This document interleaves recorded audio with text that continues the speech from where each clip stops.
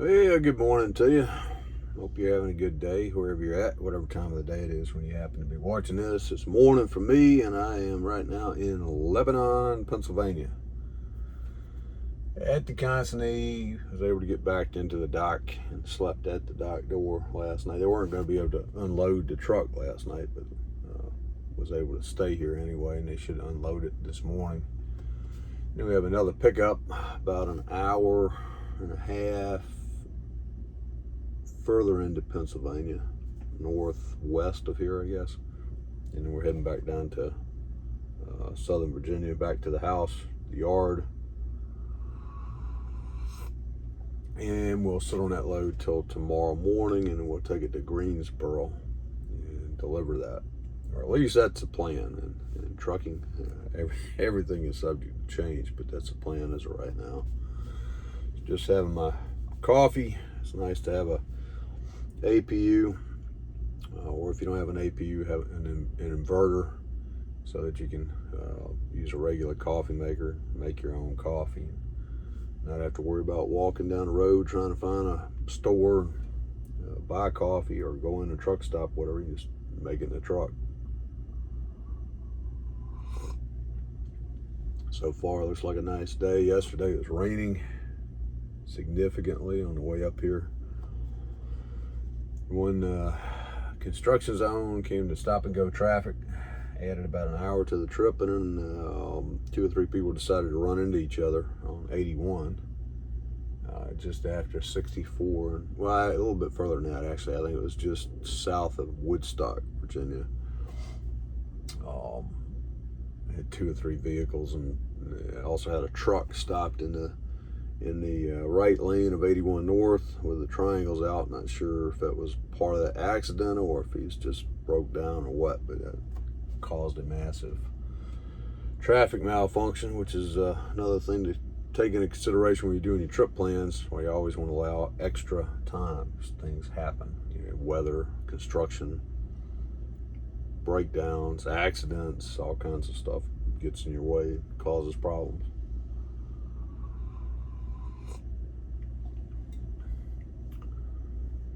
So, thought this morning we'd talk just a little bit about some of the things that you need to take into consideration if you're thinking about getting started in trucking.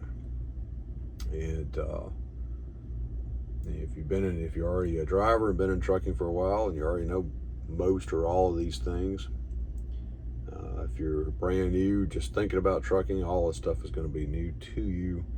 And typically what happens is people stumble into trucking and they figure these things out the hard way as they go along, and that's one way to do it. That's the way a lot of people have.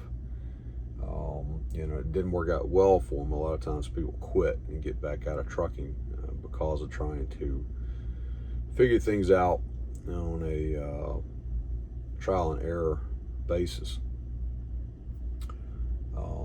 One big thing that you want to take into account is you're going to need to, for most people just starting out in trucking, you're going to need to be gone some.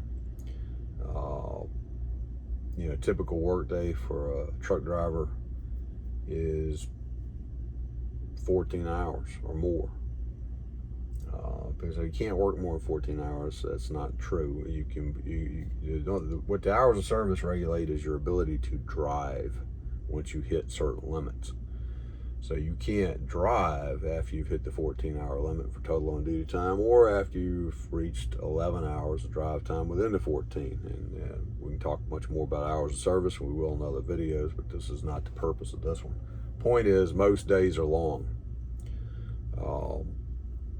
When you compare that to a typical person working in a factory, an office, is working 8 or 9 hours or somewhere in that bracket. Got a choo-choo train going by.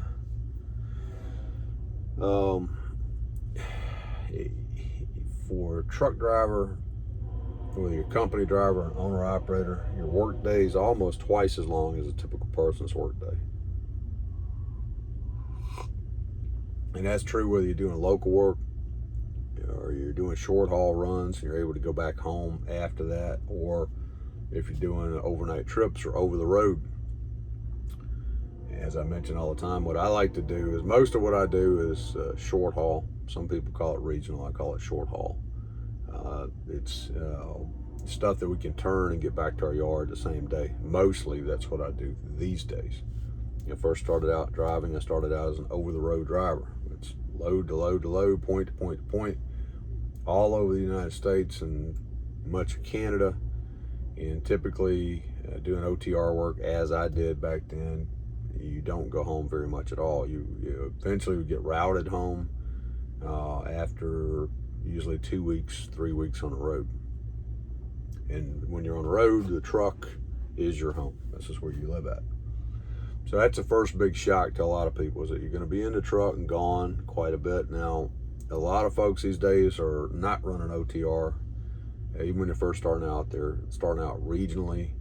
A lot of companies will run you, you leave out Sunday and Monday, run through the week, and then Friday or Saturday or somewhere in that bracket, they route you back home, usually typically for at least 34 hours for a 34 restart, sometimes 48 hours, a little bit longer than that, a couple of days. And then you turn around and do it all over again. Depending on where you live at, you might wind up being able to get, a short haul type run where you go out, do an overnight trip or something, maybe go back by the house. Depends on your hours. You might have time to take your DOT break at home, or you might just have time to run in and grab a sandwich and say hello to the family or whoever it is that you have at home, and maybe take a shower or something, hop right back in the truck and take off. Other times you don't even have that. You might be waving at it as you go by. You just don't have the time to do anything in order to make your next pickup or your delivery. So that's some typical time considerations. So do consider your work days are going to be long. You're going to need to be away from home almost certainly when you're first starting out driving. And even if not, if you get on some kind of a dedicated account, delivering to stores or delivering to a dedicated series of businesses or whatever the case may be, you're looking at putting in typically very long days, 14 hours plus by the time that you get done with everything. Another thing that gets a lot of people in trouble in trucking from the get-go is that they don't realistically understand how they get paid. Most truck drivers are paid based on productivity. And the simplest form of productivity or production pay for a truck driver is miles driven. They pay you based on the miles you run. That's very typical as a company driver.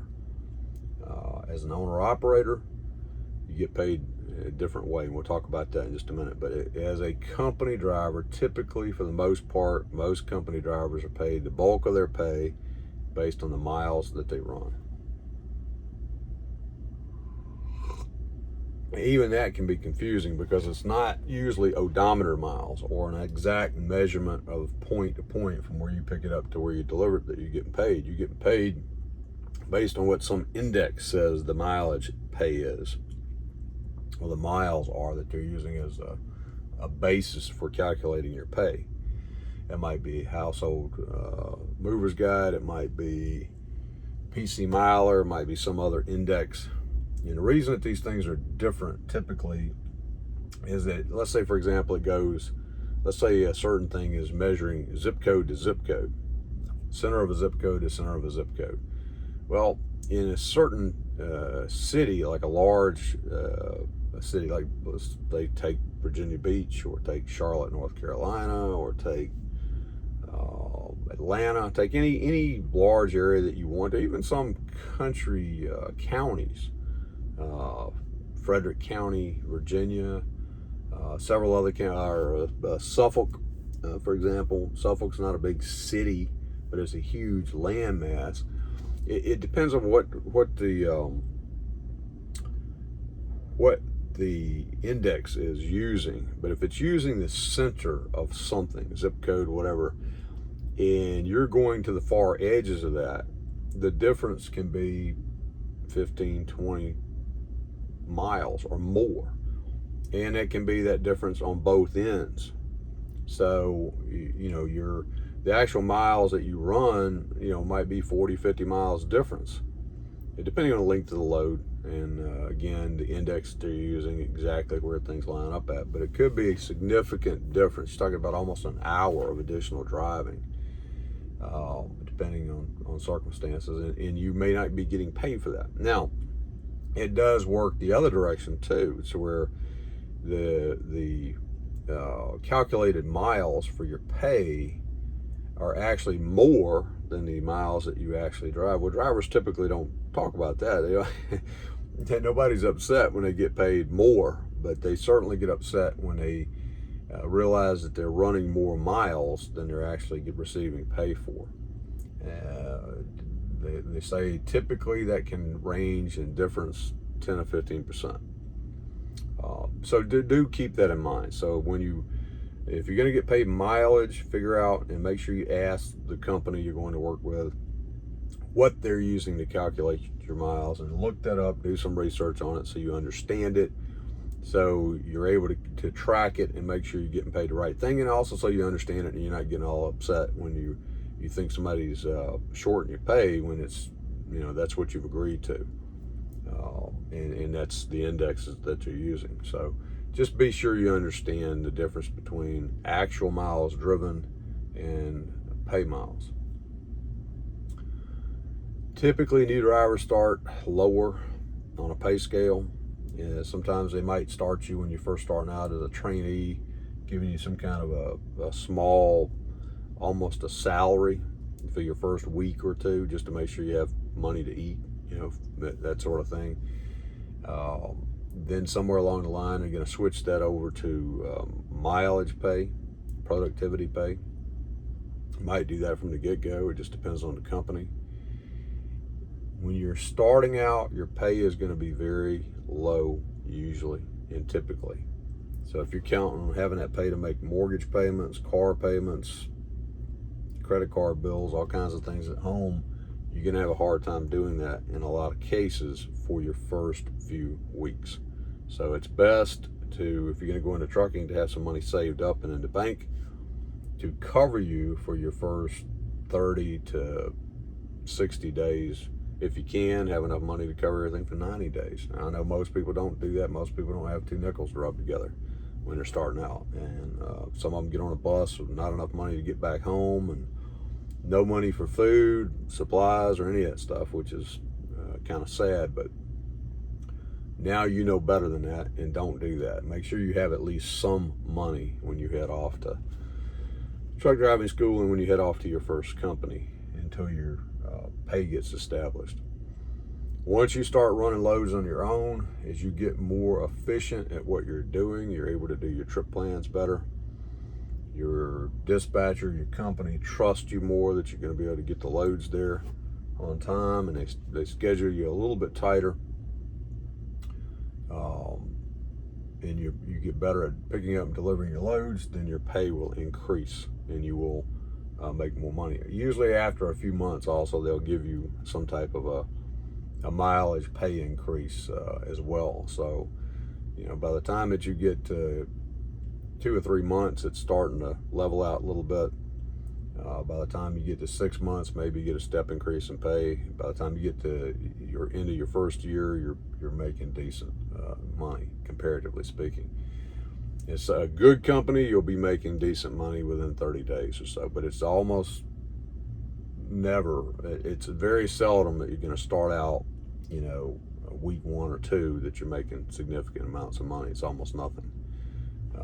So do keep the money in mind. It takes a while for it to kick in and understand how you're getting paid, understand what your realistic earning potential is.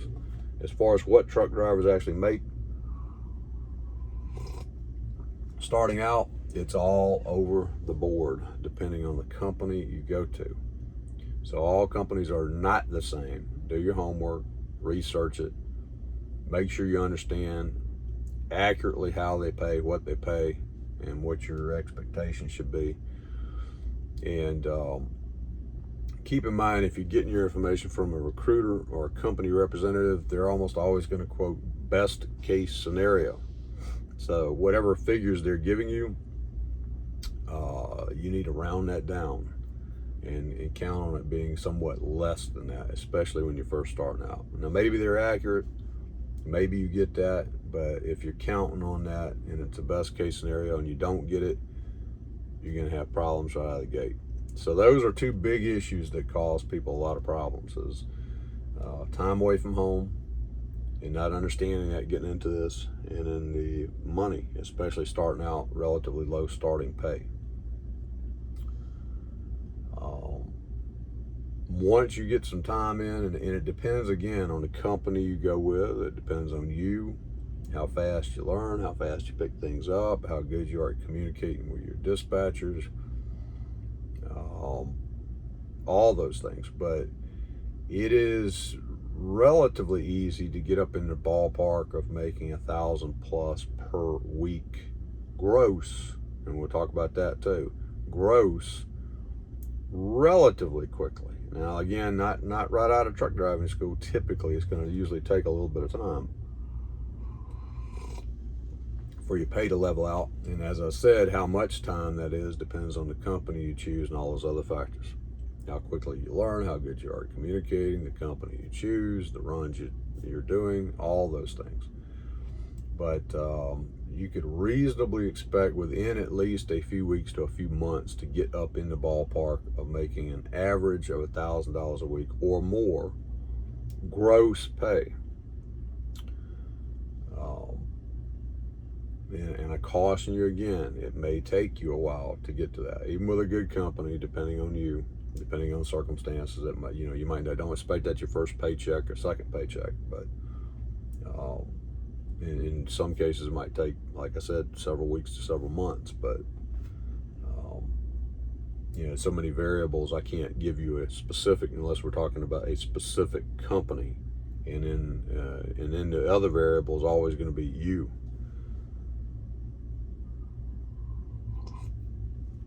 So those are the couple of the big reasons that people quit, get right back out of trucking before they even get started good. Not understanding the time away from home, the hours they have to put in, not understanding pay, how they get paid, not having realistic expectations of pay amounts, especially starting out, and not understanding gross versus net. When people quote pay, they have no idea what your deductions are, what tax bracket you're claiming, whether you're married, have dependents, all these different things, deductions coming out for insurance and other things that you're taking, all kinds of stuff. So when people are quoting pay amounts, they're giving you gross amounts before deductions, before anything comes out, total earnings.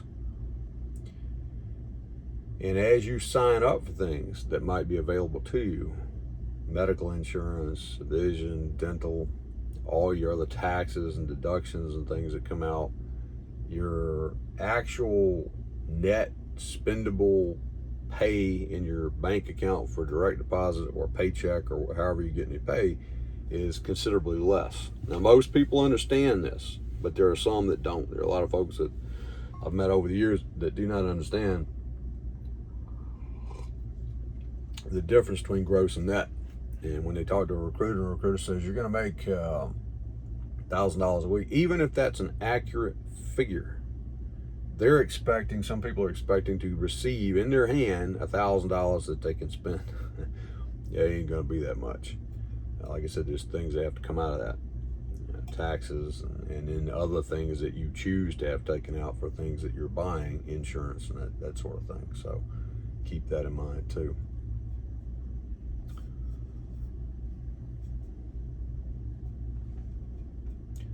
Other than that, it's a pretty nice career. It's a pretty nice job, pretty nice opportunity.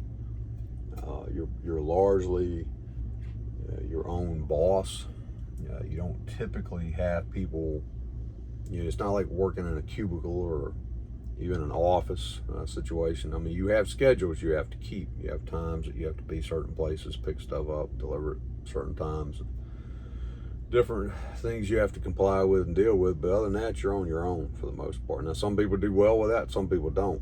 Some people need supervision. So if you're the type person that has a hard time being self-motivated and setting your own clock and getting up when you're supposed to, and starting to move, and doing your trip plans, and doing your check calls and your other communications that you need to do. If you have a difficult time doing things independently, you're either going to have to adjust that and get better at it, or you're going to have to figure out something else to do for a living, because you're going to have a lot of things you have to do independently as a truck driver, whether you're a company driver or owner operator, whatever. Owner operators get paid differently. Yeah, first of all, let's talk real briefly about the term owner operator. When people use that term, it means several different things. A lot of people are buying trucks in a lease purchase situation. They don't really own anything. So from a technical sense, they're not owner operators at all, okay? However, the industry and people in it and folks love to use the term and call themselves owner operators. Everybody else calls them an owner operator, fine. But they're purchasing a truck. They don't own the truck yet. Their name is not on the title. It's in the company that they are signed up with for that program. And lease purchase programs are notorious for ripping off truck drivers. There are some good ones, and I'll say that there are a few good programs, but for every good program, there's tons and tons of terrible programs that are set up to rob the truck driver. It's shift all the expenses and the liability, or as much of it as a company can, onto the driver and off of the company, but they don't give them a corresponding amount of benefits and pay to justify that in most cases. So the way they work is they'll typically pay you a percentage of the load revenue. So let's say, for example, let's just use it $1,000. Let's say that they're getting $1,000 to transport a load. For example, today this load that I'm on, this load is paying me $1,250, but I'm an independent owner operator. I'm not leased on. I'm not doing a lease purchase. I've got my own authority, so that's coming directly to my company. All of that's going to me and to my company. If you're in a lease purchase situation, whatever the amount that goes to the company goes to them. And again, in our example that we're using, let's just say $1,000. Simple math. They're going to get $1,000 to transport that load from point A to point B. You're going to pick it up and move it. In exchange for doing that, they're going to give you, let's just say, 65% of the load amount.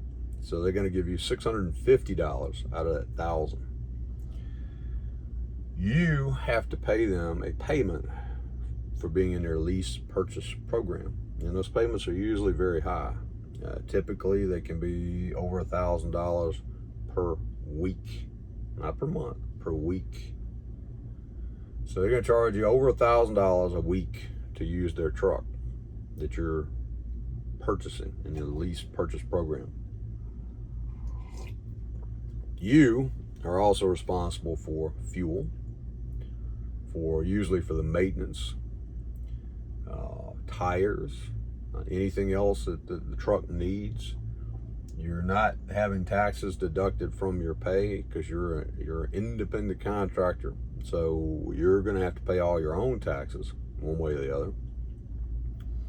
And you're probably going to have additional fees and things that you have to have. And you're going to probably have to have some type of insurance that you're going to need to pay for. They will typically include the mandatory coverage for trucking liability that you have to have, but any other types of insurance coverage that are necessary, you're usually going to wind up having to pick up part of the cost of that. So you have lots of money going out. You don't get to keep all the money that's coming in for that, and they're charging you a very steep payment on the truck typically. And here's the other thing that's in some respects even the worst of it is you're captive to their company. They control the freight. So if they don't allow you to book loads through brokers, a lot of them won't. They're only going to let you get loads that they have available to you, that they put on a board, or that you can call your dispatcher, load coordinator, team leader, whatever they want to call that person. And you have to get your freight from them. which means they control how much money you're able to earn because they control the freight you can get. But you're on the hook for all kinds of expenses. See how that works? And you can figure out, if you stop and think about it, how that can cause you all kinds of problems. So if you're going to get into a lease purchase program, be very, very, very careful. Go into it eyes wide open. Okay, so that's one type of owner-operator, or that they're calling owner-operators, lease purchase drivers, independent contractors. The other type is somebody goes out and buys a truck, typically buys the tractor, usually won't buy a trailer. And they go through a finance company or a bank to do that, and they go out and finance a truck. And then they go find a motor carrier, a trucking company, and they lease on. They hire themselves on. It's called leasing on to a motor carrier. They're going to run under that motor carrier's authority. And the motor carrier is responsible for them. They're responsible for them from a compliance standpoint, accidents, all kinds of different things. And in exchange for that, that motor carrier is going to pay them a percentage, typically. They can pay them in different ways, but usually it's a percentage of the load. Usually with that type of situation, it's a higher percentage. It might be 72, 73, 78. The amounts can be all over the place. It depends. It's a matter of agreement between that owner-operator and that company. It's a little better situation because you have gone out and purchased your own truck. And if you had the cash to buy it outright, you don't have any truck payments on it. If you didn't have the cash to buy it outright, you've gone out and financed it, but that's between you and a finance company. And you can leave that motor carrier. You can you cancel your lease within the contract provisions. Might have to give them notice, or a week or two, or supposed to give them notice, or if you have any of their property, turn their property back into them, and you can leave, and then you can go and lease your truck on to another motor carrier if you want to. That's different from a lease purchase program. A lease purchase program, you don't have any vested interest in that truck. In that first scenario we're talking about, the truck title remains in that company's name, and you're not going to take that truck anyplace. So if you decide to leave, you're walking out the door, the truck's staying there, and you've lost everything that you paid. $1,000+ a week for however many weeks you're in that program. Leasing on, you have a tractor, so you can go to another motor carrier and lease on there if you don't like the first one or the second one, or whatever the case may be. So you have some more freedom, and you usually get a little bit better compensation. And then the other route is to do what I'm doing, and that is you get your own authority. You are a motor carrier. You get your own DOT number, your own motor carrier number. You got to get your own insurance, set up your own qualification files, understand all the regulations, go out and figure out how to book your own freight using brokers or direct shippers and that kind of stuff. And you are the motor carrier, so you get all the benefits, but you also get all the responsibility and all the liability. There's nobody else to call. So if something's, you having problems with your truck, or having problems with anything else, you're going to have to figure that out and deal with it yourself. But that is also how you make the most money, or at least potentially, because if you're efficient at it, you don't have some other motor carrier taking a chunk out of it, because you are the motor carrier. So just some things to think about. There's a lot to trucking. There's a lot of freedom. There's a lot of different options. You can start out as a company driver. You can start out as a lease purchase driver. You can go out and buy a truck, lease on, start out that way. Or if you're really, really, really gung-ho, you can go out and get your own authority and do your own thing. Now, my suggested route to you, unless you have extensive business experience in some other business, where you've successfully ran or managed, or had significant business experience of at least a year or two, my suggestion to you is, if you think you want to do this, don't go to truck driving school and run out and buy a truck. Do not go to truck driving school and sign on as a lease purchase program either. What I suggest you do is start doing your homework, learning, gathering information, and then go find a job as a company driver. You're going to go to truck driving school through their program, You'll go through an internal road training program. You'll get some basic experience. Continue to learn and research and figure out what needs to be done. And then if you really like this, then from there you can decide what route if you want to take. Do you want to remain a company driver? Do you want to find a good lease purchase program and try that route? Learn how to avoid the bad ones? Do you want to go out and finance a tractor, lease it on somewhere, or do you want to go out and get your own authority? So my suggestion is gather information, learn what you're doing, start as a company driver, and then make an informed decision on what you want to do from there.